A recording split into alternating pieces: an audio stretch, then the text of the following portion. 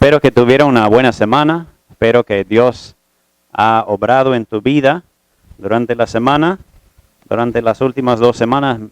Y nosotros sí hemos disfrutado un tiempo de descanso y recreo junto con la familia. Ha sido de mucha bendición.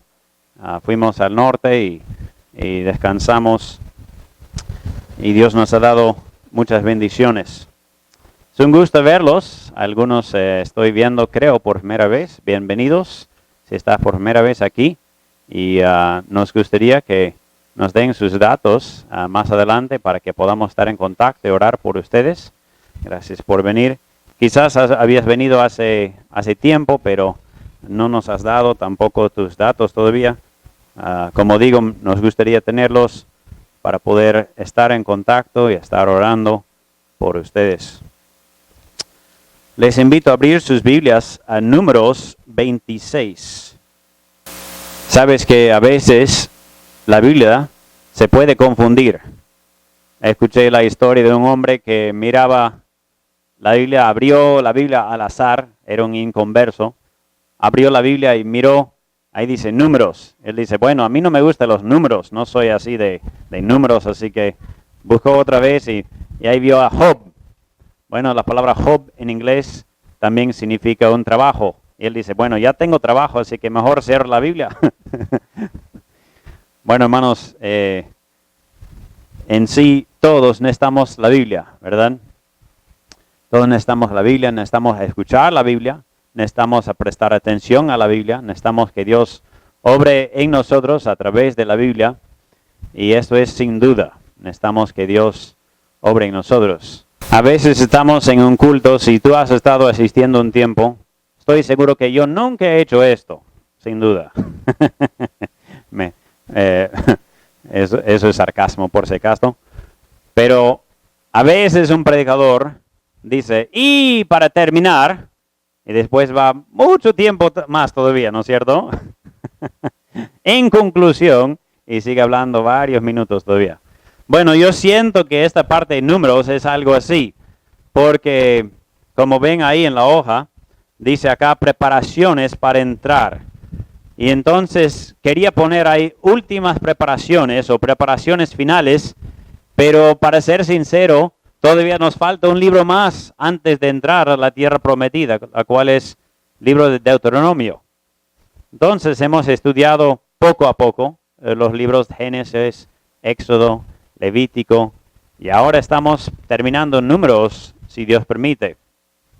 Pero aún así que estamos terminando, aunque estas son, como dice aquí en la hoja, preparaciones para entrar, y si no tienes la hoja, puedes levantar la mano, tenemos todavía. Pero aquí estamos viendo las preparativas, estamos viendo los israelitas alistándose para entrar en la tierra prometida. Entonces, ¿qué es lo que vemos acá? Bueno, los preparativos. Capítulo 26, 27, 28, 29, etcétera, todo hasta el 36. Vemos ahí, en sí, algunos son repeticiones, por ejemplo, las fiestas o las ofrendas. Algunos son simplemente detalles, como por ejemplo las hijas de Zelofehad. Algunos son quizás cosas que uno al leer dice, ¿y qué significa? ¿Cuál será su aplicación para mi vida? ¿En qué sentido me va a ayudar? Bueno, hermanos, en esta mañana mi deseo es mostrar 9 lecciones que podemos sacar de estos capítulos, y de hecho hay más, pero he sacado algunos puntos altos, podríamos decir, que Dios tiene para nosotros, que nos enseña a través de estos capítulos. Así que abren por favor sus Biblias a Números 26 y vamos a leer los primeros versículos y después vamos a pedir que Dios nos ayude con este sermón. Señor, bendice tu palabra. Dice en Números 26 desde el versículo 1, aconteció después de la mortandad que Jehová habló a Moisés y a Eleazar, hijo del sacerdote Aarón, diciendo, tomad el censo de toda la congregación de los hijos de Israel, de 20 años arriba, por las casas de sus padres, todos los que pueden salir a la guerra en Israel. Y Moisés y el sacerdote Eleazar hablaron con ellos en los campos de Moab junto al Jordán frente a Jericó, diciendo, contaréis el pueblo de 20 años arriba, como mandó Jehová a Moisés y a los hijos de Israel que habían salido de la tierra de Egipto. Y de ahí empieza a mencionar Rubén y todas las otras tribus. Vamos a pedir que Dios bendice su palabra. Señor, ayúdanos por favor a entender lo que tienes para nosotros aquí en tu palabra. Padre, quizás algunos de estos pasajes serían aburridos en nuestra manera de verlo. Simplemente ver cantidad de personas y tribus, ver leyes, ver quizás los bordes de la tierra que tú diste a tu pueblo. Pero Padre, sabemos, entendemos que cada una de estas cosas es por un motivo importante. Cada punto, Padre, es por inspiración tuya. Y si no fuera importante, no estuviera aquí en tu palabra.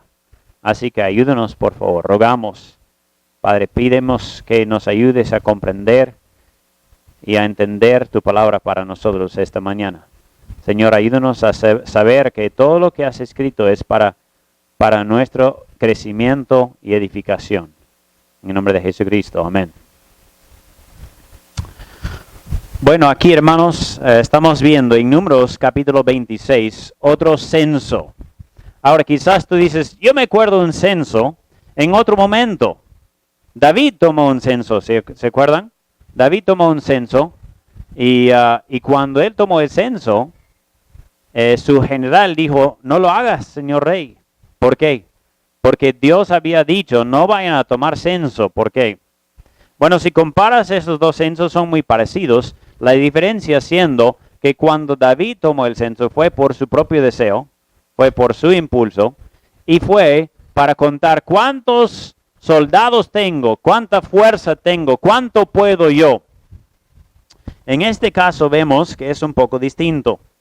El libro Números tiene ese título por los dos censos que hay. En capítulo 14 vemos un censo. En los primeros capítulos vemos un censo, capítulo 1, y ahora otra vez en capítulo 26.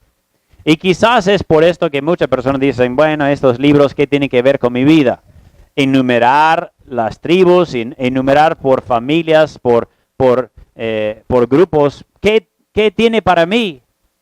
Quizás un joven dice, mira, mañana voy al colegio y ¿de qué me sirve saber cuántos eran de la tribu de Rubén? ¿Verdad? ¿De qué me sirve saber cuántos eran de cada uno de sus nietos y bisnietos? Bueno, hermanos, hay algo importante aquí que debemos notar. Después de la plaga, número 1, aquí hay un principio, una lección que debemos recordar. Después de la plaga, volvieron a censar el pueblo por mandato de Dios. Tú dices, ¿por qué? Bueno, como digo, censaron el pueblo en capítulo 1. En capítulo 14 leemos algo interesante. Capítulo 14, versículos 29 al 31. Dice, Dios dijo en este desierto, caerán vuestros cuerpos. Todo el número de los que fueron contados de entre vosotros de 20 años arriba, los cuales han murmurado contra mí. Vosotros a la verdad no entraréis en la tierra por la cual alcé mi mano y juré que os haría habitar en ella, exceptuando a Caleb, hijo de Jefoné, y a Josué, hijo de Nun. Pero a vuestros niños, de los cuales dijiste que serían por presa, yo los introduciré y ellos conocerán la tierra que vosotros despreciasteis. ¿Qué pasó, hermanos? ¿Se acuerdan la historia?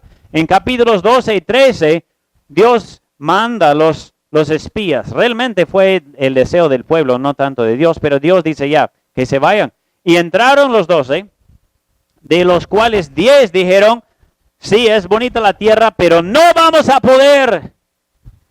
Y volvieron y desanimaron el pueblo. Y entonces el pueblo dijo, no podemos. ¿Y sabe qué? Es cierto, no pudieron entrar en su propia fuerza. Pero hermanos, lo que para el hombre es imposible, no hay nada imposible para Dios, amén. Hermanos, ellos entonces dijeron, no podemos entrar. ¿Por qué? Porque estaban mirando sus fuerzas, estaban mirando su capacidad. Y sin duda no pudieron entrar. Entonces Dios dijo, muy bien, como no quieren entrar. Y ellos dijeron, nuestros hijos van a morir. Dios dijo, muy bien, todos ustedes iban a morir, pero los hijos que dijeron que iban a morir, ellos iban a entrar. Entonces, hermanos, en capítulo 14, Dios sentenció los de 20 para arriba a morir. Y aquí en capítulo 26, ¿sabes qué estamos descubriendo? Que todos aquellos ya han muerto. Tú dices, pero han pasado unos cuantos capítulos. Bueno, hermanos, el libro de Números no es como cada capítulo representa un año. O es decir, algunos capítulos son varios capítulos por un solo día, y a veces son muchos años que pasan en un lapso muy corto del texto. Entonces, entre capítulo 14 y 26 ya han pasado casi 40 años. Y tú dices, ¿y qué sucedió? Bueno, versículo 2 aquí, Dios manda tomar el censo otra vez. ¿Por qué? Porque todos aquellos ya murieron. Versículo 4 menciona que ya murieron todos ellos. Y sin duda eso es lo que pasó. ¿Qué es lo que vemos aquí, hermanos? Que Dios es fiel a su palabra. Dios dijo, los niños, los de 0 a 20, los de 0 a 19 van a entrar. Dios mismo dijo, yo los voy a preservar. Yo los introduciré, o es decir, yo los llevaré a la tierra. Yo los voy a meter. Y sin duda, eso es lo que pasó. ¿Se acuerdan los capítulos 22 al 25? Había un hombre interesante que habló con su asna. Balaam, ¿verdad? Un hombre medio loquito, ¿no? Y ese hombre hablando con su asna, dijo la verdad. No tanto con su asna, pero dijo la verdad en cuanto a las profecías que dio acerca de Israel. Que Israel va a tener éxito. Pero hermanos, ¿se acuerdan lo que pasó también? Que este hombre, después que no recibió el dinero que quiso recibir del rey, se fue al rey y dijo, ¿sabe qué? No los puedo maldecir, pero tengo algo mejor. ¿Sabe qué debes hacer? Hacerles caer en trampas. Hacerles pecar. Tentarles con las mujeres de tu pueblo, tentarles a fornicar. Y así que murieron, como dice capítulo 25, varios millares. Varios millares. Entonces, después que murieron, Dios dice, ahora es el tiempo para el siguiente censo.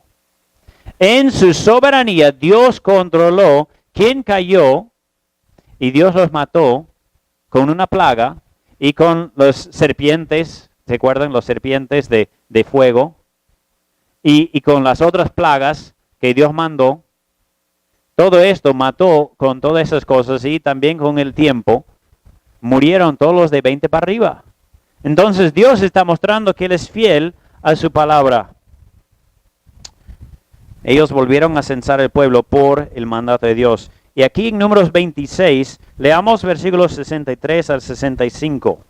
Dice, estos son los contados por Moisés y el sacerdote Eleazar, los cuales contaron los hijos de Israel en los campos de Moab, junto al Jordán, frente a Jericó. Es decir, aquí están al borde de la tierra, están listos para entrar y los volvieron a contar. Mira lo que dice, entre estos ninguno hubo de los contados por Moisés y el sacerdote Aarón, quienes contaron a los hijos de Israel en el desierto de Sinaí. ¿Por qué? Jehová había dicho de ellos, morirán en el desierto, y no quedó varón de ellos, sino Caleb, hijo de Jefone, y Josué, hijo de Nun. Dios dice, tal como dije, todos los demás murieron. Simplemente quedaron ¿quién? Josué y Caleb. Los dos espías fieles. Hermanos, Dios es fiel a su palabra. No ha faltado ninguna palabra de Jehová. Pero vamos a seguir aquí, capítulo 27 también. Vemos una lección. Capítulo 27, vemos otro punto. Vemos aquí, hermanos, la petición de las hijas de Zelofead. Tú dices, ¿qué es esto? Bueno, hermanos, aquí en capítulo 27 vemos unas mujeres que vienen y dicen, mira, nuestro papá ha fallecido y entonces su parte, su descendencia, ¿dónde va a vivir? Entonces ellos dicen, ¿qué hacemos? Y Moisés lleva el asunto a Dios y dice, Dios, ¿qué hacemos? Y Dios dice, tienen razón. Ellas también deben recibir la herencia que corresponde a su papá, aunque él ha fallecido, ellos deben recibirlo. Y ellas mencionan, por si acaso, nuestro papá no murió en la rebelión de Coré. ¿Se acuerdan de Coré? ¿Cómo era Coré?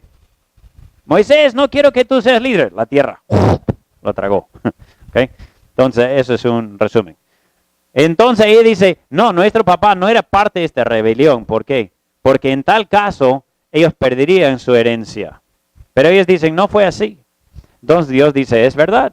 Entonces darle la parte que corresponde a su papá, a ellas. ¿Cuál es la lección para nosotros? Número 2, a Dios le importan las mujeres y las generaciones. Hermanos, hay personas que dicen, la Biblia menosprecia mujeres. ¿Han escuchado esto? Hay personas que dicen, no, ustedes ya desprecian mujeres, no dejan a las mujeres hacer ciertas cosas, dicen que la mujer tiene que someterse al varón. Hermanos, puedes ir buscando la historia. Cada lugar donde ha entrado el Evangelio, el trato a las mujeres no ha empeorado, ha mejorado. En cualquier lugar. Hermanos, una sola historia. Había un misionero a la India, se llama William Carey. ¿Han escuchado de William Carey? Cuando él entró, hermanos, en estos lugares, había, hermanos, muchas veces cuando un hombre murió, su viuda, o a veces varias viudas, tú dices varias viudas, sí, porque tenía varias mujeres. Sus viudas los echaban vivos a veces en las brasas y los quemaban con él, con su cadáver. No, es que él tiene que llevar sus mujeres consigo para la vida después, entonces que lleve sus mujeres también. Y mataban a las viudas. Entonces el misionero cuando entró, no solo entró predicando el Evangelio, pero entró también luchando por el derecho de las mujeres de vida. Y entonces, hermanos, él pudo, junto con otros, lograr salvar a muchas personas, muchas viudas, porque cambió las leyes y lo hicieron ilegal a matar a estas viudas junto con el difunto. Y ese es un solo ejemplo. Esto ha pasado en muchas ocasiones, en muchos lugares. Quiero que entiendan que la Biblia no desprecia a las mujeres. Vemos aquí que Dios tiene aprecio a las mujeres y el hombre de Dios es uno que no desprecia a mujeres, sino es uno, el hombre verdadero, hombres me están escuchando, el hombre de Dios no desprecia a la mujer, sino la defiende. ¿Entiende? Bueno, a estas mujeres reclaman, pero nota también otro punto que debemos mirar aquí, que ellos no vienen así quemando cosas, ¿ok? Ellos no están haciendo un paro, una huelga, no están ahí en la calle. Si no hay solución, la huelga continúa. Hermanos, no están así. ¿Qué están haciendo? Ellos se acercan respetuosamente pidiendo consideración.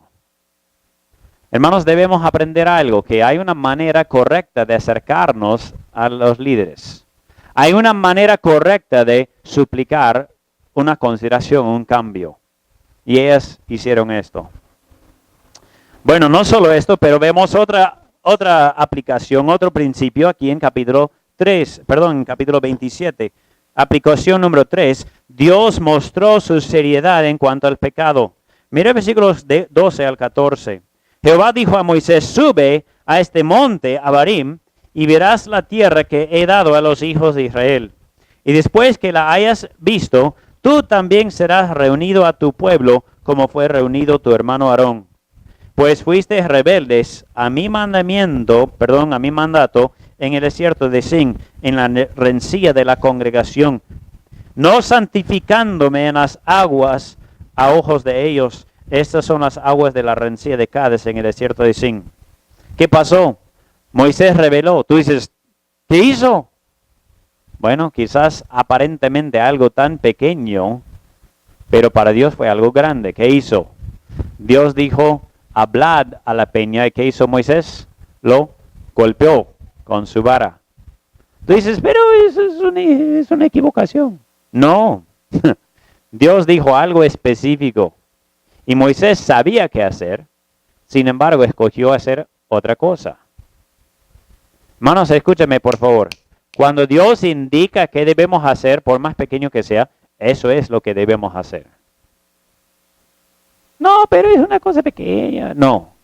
Dios dice, mira, eso es pecado. Por algo supuestamente, aparentemente tan pequeño, Moisés no entró en la tierra prometida. ¿Tú dices así de serio? Sí. ¿Por qué? Hermanos, acuérdense que Israel y Moisés y la tierra prometida, estos son tipos. Tú dices tipos, ¿cómo que tipos? Tipos en la Biblia, hermanos, la palabra tipos se refiere a algo en el Antiguo Testamento que es como un ejemplo, una ilustración de algo en el Nuevo Testamento. Israel es un tipo de la iglesia y la tierra prometida es un tipo del cielo, ¿verdad? La tierra prometida, el paraíso, ¿ok? Entonces, cuando Moisés pecó, Dios dijo, ya no puede servir como tipo de Cristo. ¿Por qué? Porque Cristo es perfecto. Moisés, ya rompiste esta imagen. Entonces tú no vas a poder hacer entrar mi pueblo a la tierra prometida. Ahora, ¿Moisés está en el cielo? De hecho. Pero como ilustración de Cristo ya no servía. ¿Okay? Entonces Dios dijo, Moisés, tú no vas a entrar. ¿Por qué? Porque, hermanos, Dios trata con seriedad el pecado. Dios no juega con el pecado. Hermanos, nosotros nos gusta decir, bueno, cometí una pequeña infracción, cometí un error, me equivoqué. Nos gustan esos términos, ¿no? Pero Dios dice, esto se llama pecado. ¿Verdad? Se llama pecado. No es una equivocación, no es un errorcito, es pecado. Y tenemos que entender esto, que Dios trata seriamente el pecado. Si tú no crees que Dios puede tratar con seriedad el pecado, solo tienes que mirar el huerto de Edén. ¿Verdad? ¿Por cuántos pecados fueron arrojados Adán y Eva? 1.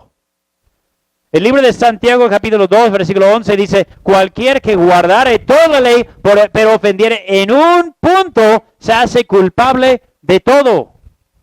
En otras palabras, hermanos y amigos, si alguien toda su vida nunca ha mentido, nunca ha codiciado, nunca ha robado, nunca ha mirado mujer, nunca ha hecho nada de esto, pero una fecha desobedeció a su papá, entonces al infierno. ¿Así? Sí. ¿Por qué? Porque, hermanos, escúchame. Amigos, escúchame, por favor. La nota mínima para entrar al cielo, como en el colegio hay nota mínima, ¿verdad? Para probar. En tu colegio quizás era 13, 14, qué sé yo. La nota mínima para entrar al cielo no es 14, ni siquiera es 18. Ni siquiera 19.9, es 20. Para entrar al cielo tienes que tener perfección. O es decir, si has pecado una vez, mereces el infierno. Y esa es la mala noticia. Pero, hermanos, tenemos buena noticia también. ¿Cuál es? Que Cristo nos da su perfección a nuestra cuenta. Y Él tomó nuestro castigo en sí mismo. La Biblia dice, el justo murió por los injustos para llevarnos a Dios. Él cambió su historial, podríamos decir, perfecto, con nuestro historial totalmente malogrado. El justo murió por los injustos. El único perfecto en la historia del mundo llevó el pecado de todos los imperfectos en la historia del mundo. Y la Biblia dice, eso es el Evangelio. Cristo murió por nuestros pecados, fue sepultado, resucitó el tercer día, conforme a las Escrituras. Y la Biblia dice, si crees en el Señor Jesucristo, si te arrepientes de corazón, serás salvo. Así que Dios nos da otra ilustración aquí en Números 27 de la seriedad que tiene el pecado. No solo esto, vemos otra lección aquí en capítulo 27.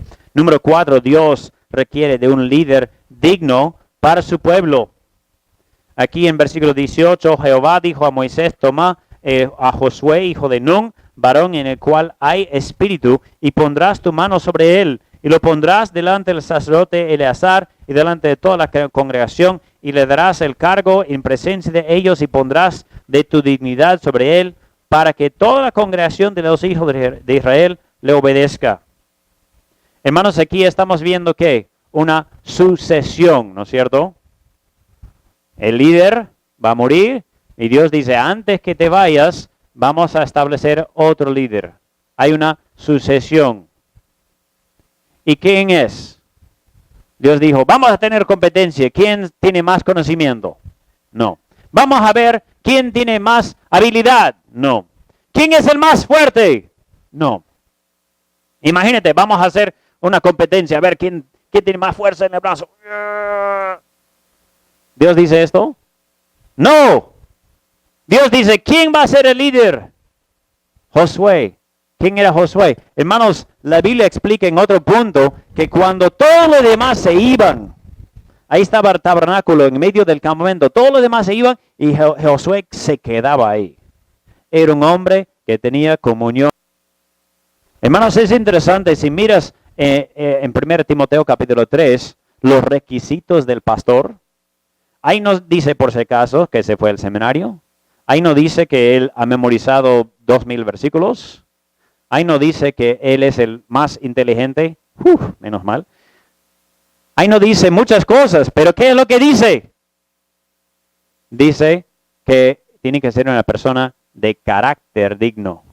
No se trata tanto de conocimiento, aunque es importante, se trata de su carácter. Y Josué era un hombre de carácter firme.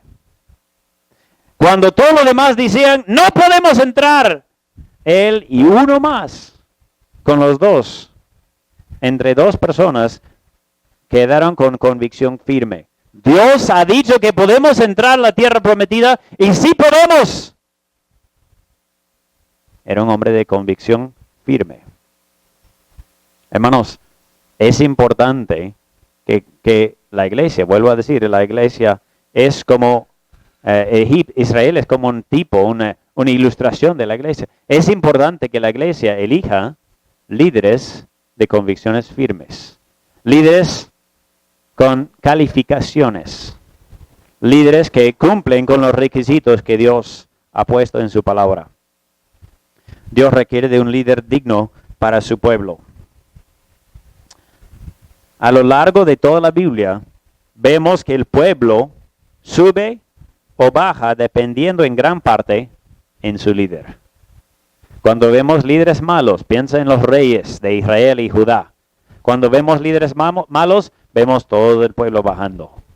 Y cuando vemos líderes buenos, reyes, etcétera, o profetas, líderes como Samuel o David, vemos que todo el pueblo prospera. Hermanos, mucho depende del liderazgo. No solo esto, hermanos, pero vemos en capítulo 28 varias ofrendas. Vemos aquí varias ofrendas. Dios usó las ofrendas para mostrar la gravedad del pecado. Dios dijo, mira, van a entrar a la tierra prometida, no vayan a pensar que ya entramos así que dejamos de hacer las ofrendas. Hermanos, Dios usaba las ofrendas para mostrar la seriedad del pecado. Hemos leído ayer nomás en nuestro grupo que sin derramar sangre no hay remisión o perdón de pecado. ¿Verdad? Sin derramar sangre no hay perdón de pecado. Dios ha enseñado la necesidad de un sacrificio perfecto desde el Antiguo Testamento, desde Génesis 3, cuando Él mató un cordero y vistió a Adán y Eva con piel de oveja. Sin derramar sangre no hay perdón de pecado. Hermanos, nunca fueron limpiados por la sangre de un cordero. Fueron limpiados recordando el cordero que iba a venir. El prometido. El Mesías. Hermanos, Cristo es nuestra ofrenda perfecta. Ellos tenían que hacer ofrendas diarias, tenían que hacer ofrendas mensuales, tenían que hacer ofrendas en el día de reposo, tenían que hacer ofrendas en los días solemnes. Todo esto está aquí en este capítulo, pero Cristo es nuestra ofrenda perfecta. Quiero que escuchen Hebreos 10, versículos 1 y 10. Hebreos 10, versículos 1 y 10. La ley dice, teniendo la sombra de los bienes venideros, no la imagen misma de las cosas, nunca puede por los mismos sacrificios que se ofrecen continuamente cada año hacer perfectos a los que se acercan. ¿Qué dice Dios? Los corderos no lavan los pecados.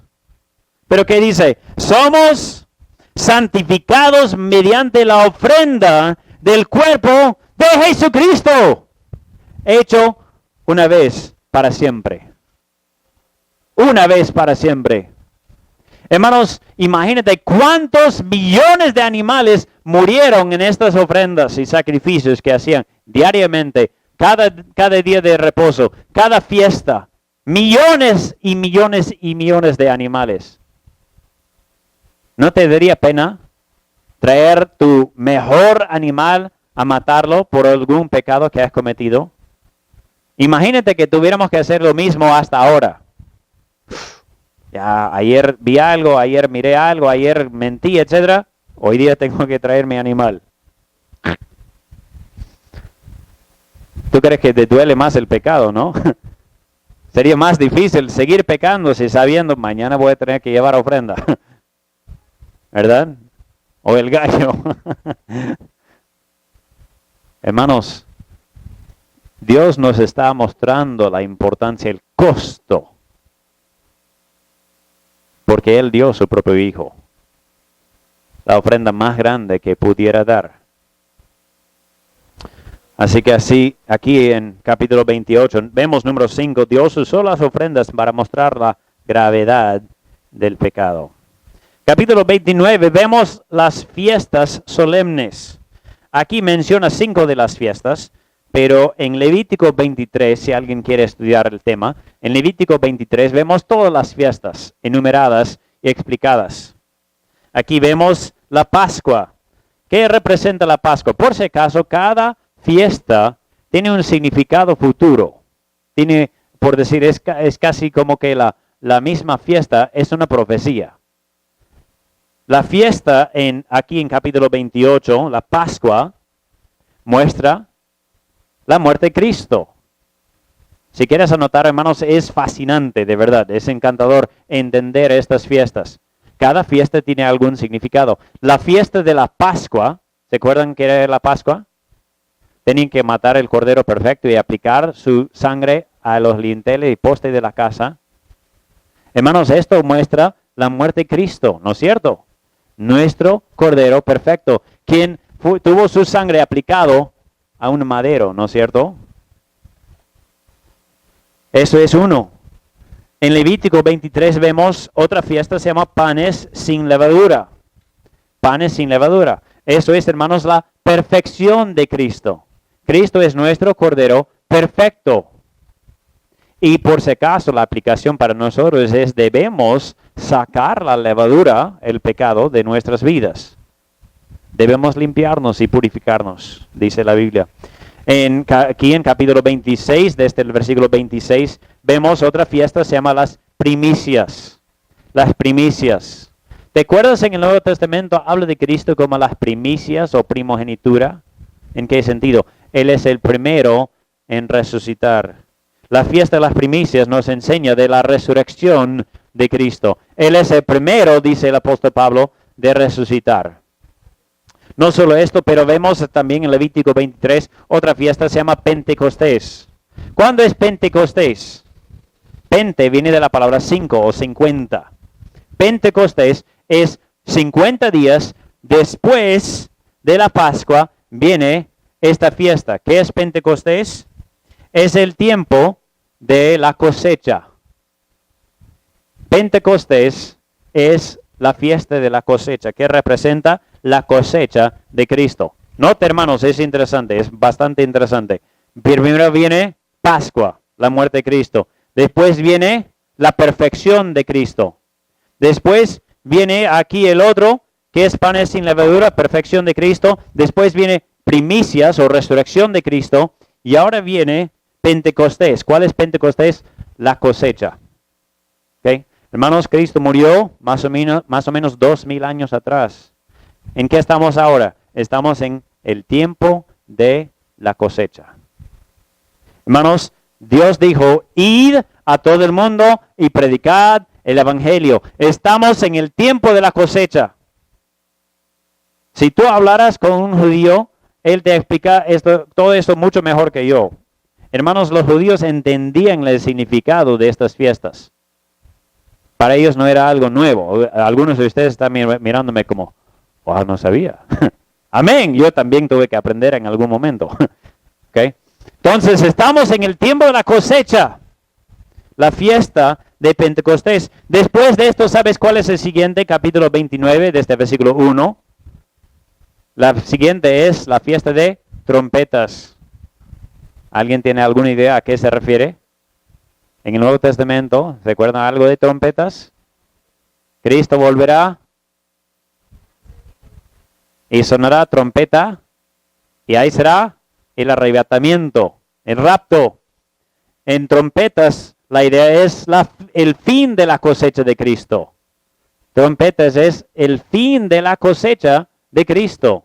Si miras aquí capítulo 29, verás que ahí está hablando del fin de la cosecha. Pentecostés es en el medio de la cosecha. Primicia es el principio. Trompetas es el final. 3 fiestas relacionadas con la cosecha. El principio, durante el medio y al final. Trompetas es el final de la cosecha. Hermanos, escúchame por favor. No vayan a dormir. ¿Okay? Hermanos, estamos en el tiempo de la cosecha. ¿Cuándo sonará la trompeta? No se sabe. Pero ¿sabes qué? Hasta que suene, tenemos la oportunidad de ganar almas para el Señor. ¿No es cierto? La Biblia promete en Salmo que nosotros que vamos llorando, volveremos con las gavillas. ¿Se acuerdan qué es gavillas? ¿Nadie sabe? El manojo, ¿no? De la cosecha. Es decir, ahí juntaban la cosecha, digamos, trigo, por decir, y ahí entonces vuelve con las gavillas. Es decir, como un grupo de flores, una rama de flores, etcétera. Es decir, con el grupo de la cosecha. Al final de la cosecha viene trompetas.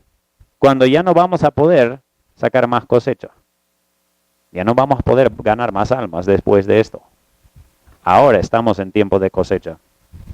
A continuación viene el día de la expiación. Esto se llama, para los hebreos, se llama Yom Kippur.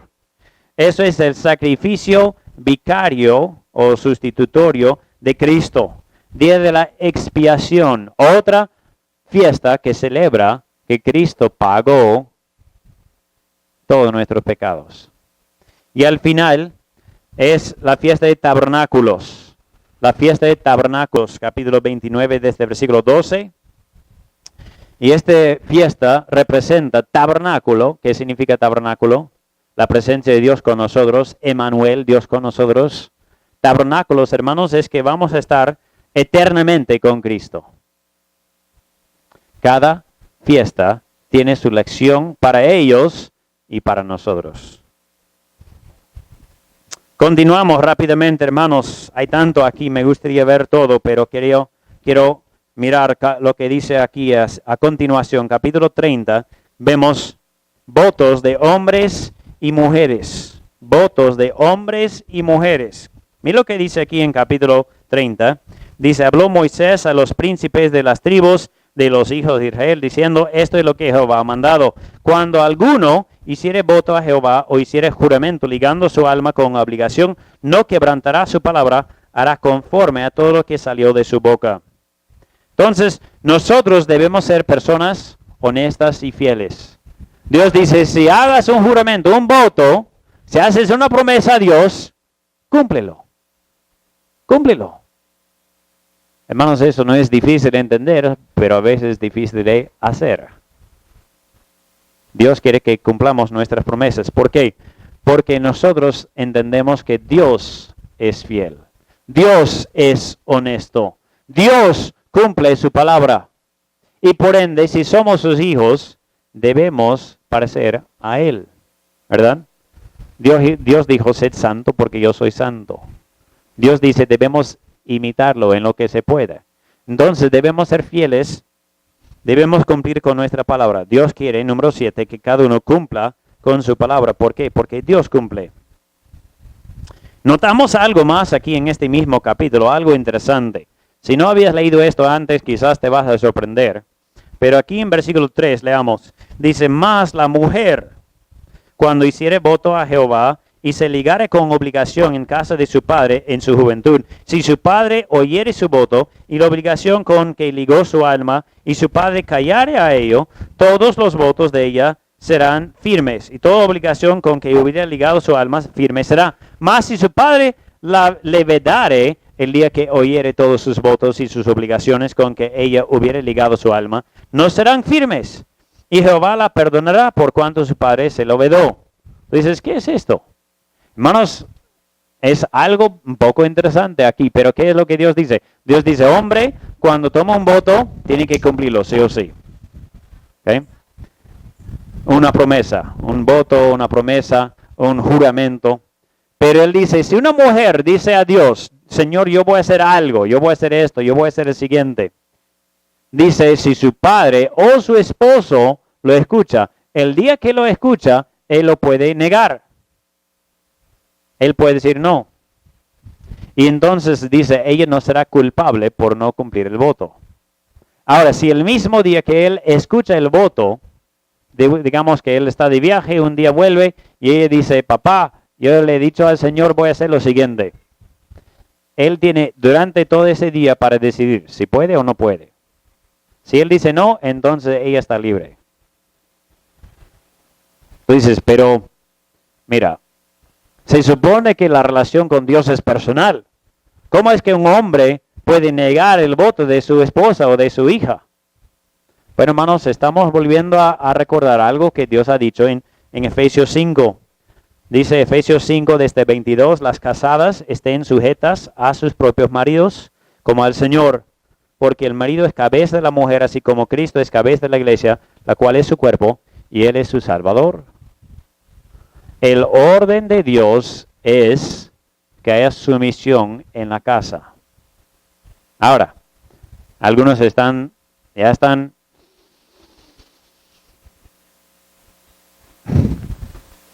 hermanos, créeme, hermanas especialmente, créeme, si es difícil someterse al varón, imagínate que nosotros como varones todo el peso que cae sobre nosotros de ser líderes, ¿verdad? Hombre, tú eres responsable. Si tú dices en tu casa, así vamos a hacer, tú eres responsable. No, pero mi esposa tomó su propia decisión. No, tú eres el responsable. Escuché de un hombre que se acercó con su esposa a un consejero y se quejaba. Mi esposa hace esto, no me escucha, no me hace caso y hace estas cosas y hasta ahora me tiene molesto. Y el consejero dice, ¿cuánto tiempo tienen casados? Uy, como 10 años y me sigue así. El consejero dice, bueno, entonces es tu culpa. ¿Qué? Dice, tú has tenido 10 años para instruirla y disipularla y encaminarla correctamente. No has hecho nada.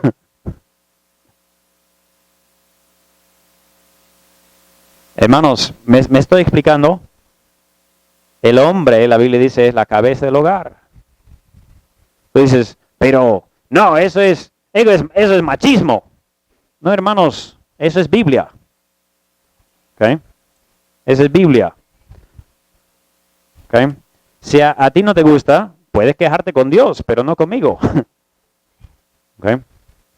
Hermanos, ese es el orden divino. Ahora, esto no significa que la mujer es menos, no significa que tiene menos capacidad, o que es menos inteligente, o que es menos espiritual, sino simplemente que Dios ha dado diferentes papeles. El hombre tiene un papel, la mujer tiene un papel. Ya he conocido muchas mujeres que son mucho más capaces que sus esposos.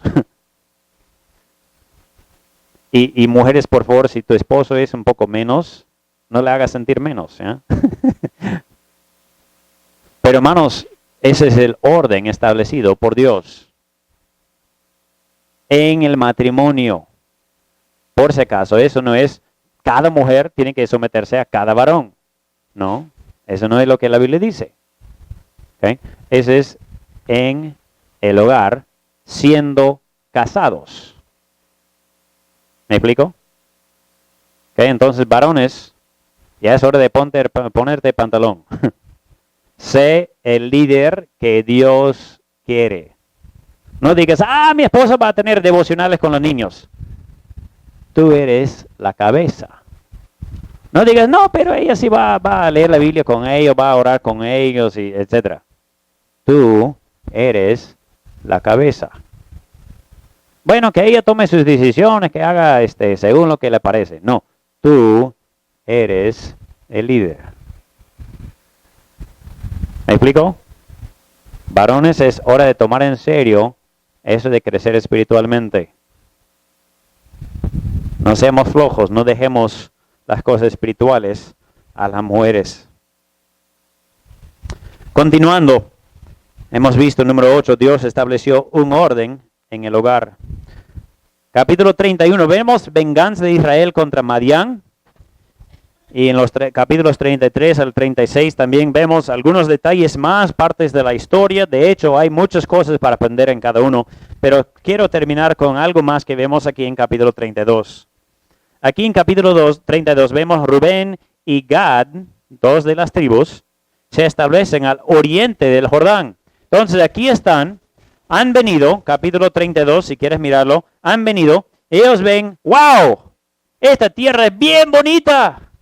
Están al borde del río. Esa es la frontera para entrar a la tierra prometida. Están en el borde y dicen, pero mira, aquí mismo está lindísimo y además ya los hemos conquistado. Ya los hemos ganado, ya los hemos votado. Así que, oye, mejor quedamos acá. Entonces ellos proponen quedarse. Aquí en capítulo 32, versículos 2 al 5, van donde Moisés y dicen, Moisés, nos parece mejor aquí. ¿Qué dice Moisés? Ya, pues, si no quieren entrar. ¡No! Sí, mira aquí en capítulo 32, desde el versículo 6 hasta el versículo 15, Moisés les riñe duro. ¿Qué? ¿Cómo van a hacer esto? Leamos un poquito, miren lo que dice desde el versículo 6. Moisés respondió a los hijos de Gad y a los hijos de Rubén, ¿irán vuestros hermanos a la guerra y vosotros os quedaréis aquí? ¿Y por qué desanimáis a los hijos de Israel para que no pasen a la tierra que les ha dado Jehová? Así hicieron vuestros padres cuando los envié desde Cades Barnea para que viesen la tierra. Subieron hasta el torrente de Escol y después que vieron la tierra, desalentaron a los hijos de Israel para que no viniesen a la tierra que Jehová les había dado. Y la ira de Jehová se encendió entonces y juró diciendo, no verán los varones que subieron de Egipto de 20 años arriba la tierra que prometí con juramento a Abraham, Isaac y Jacob, por cuanto no fueron perfectos en pos de mí. ¿Qué es lo que pasa acá? Ellos dicen, nos quedamos. Y Moisés dice, si tú haces esto, vas a tener dos efectos. Vas a desanimar a los demás y vas a desalentarlos. Y mira lo que él dice acerca de la idea de Dios acerca de ellos. Versículo 11 al final. Dice, por cuando no fueron perfectos en pos de mí. Cuando aquí dice no fueron perfectos, Dios está diciendo, no es que Él está diciendo no son perfectos, es decir, si tienen falta. Aquí la palabra perfecto significa completos, enteros. Entonces Dios dice, mira, ellos no me siguieron de lleno. No me siguieron completamente. Hermano, hermana, ¿tú estás siguiendo a Dios completamente o en parte nomás? Moisés dice, mira, cuando salieron los espías y dieron este mal reporte, faltaron fe, no entraron y no fueron perfectos. Es decir, no me siguieron completamente, o es decir, de todo corazón. Moisés dice, Rubén y Gad, si se quedan aquí, van a desanimar y desalentar. Ahora, ¿no entrar en la tierra prometida era un pecado? Aparentemente no. ¿Por qué? Porque Dios al final les da esto como herencia. Pero, hermanos, hay un punto importante que quiero que notemos. Número 9 aquí en la hoja. A Dios le importa no solo el pecado, pero también el efecto de nuestras acciones. Tus acciones quizás no sean pecaminosas por decir, pero el efecto, algo que tú quizás tengas libertad para hacer, puede tener efectos malos para otros. Hermanos, esto ha pasado muchas veces. Muchas veces. Esto pasa quizás casi diario. Quizás tú haces algo que para ti está normal, pero puede ser desalentador para otra persona. Puede desanimar a otra persona. ¿Me explico?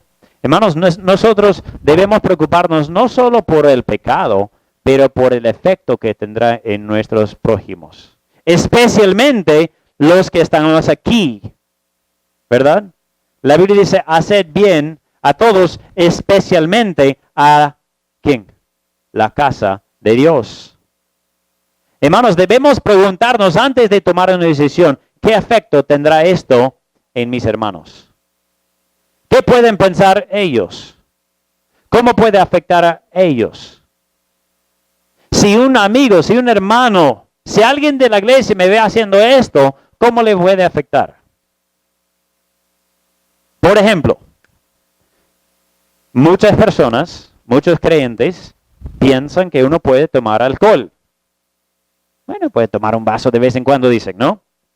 Supongamos que todos aquí me vieron ahí con mi cerveza o con mi vino ahí en el restaurante. ¡Ah! El pastor está tomando. ¿Viste?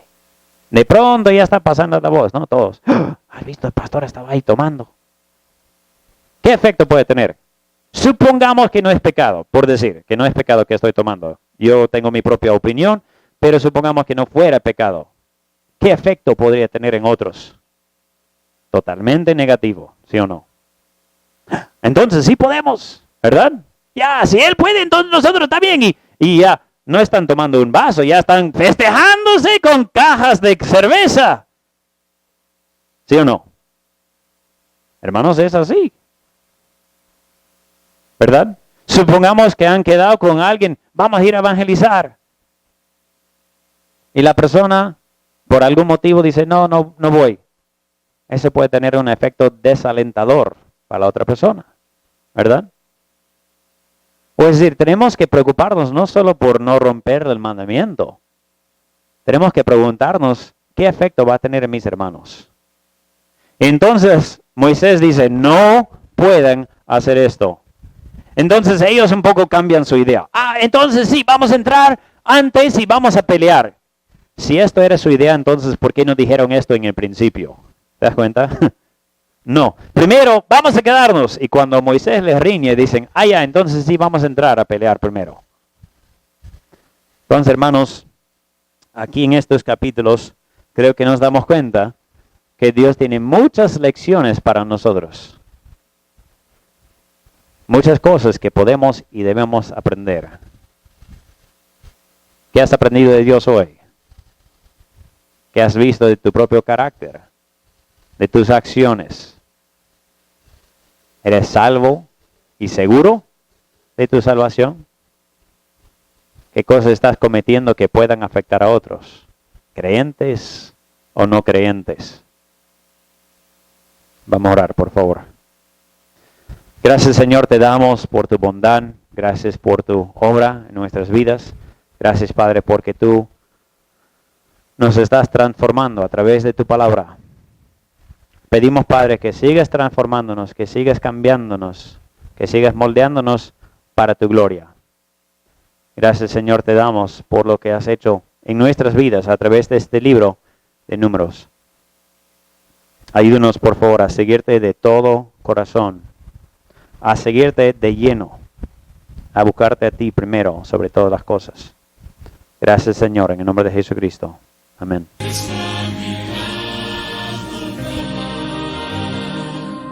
Porque Cristo a mi lado va, porque Cristo a mi lado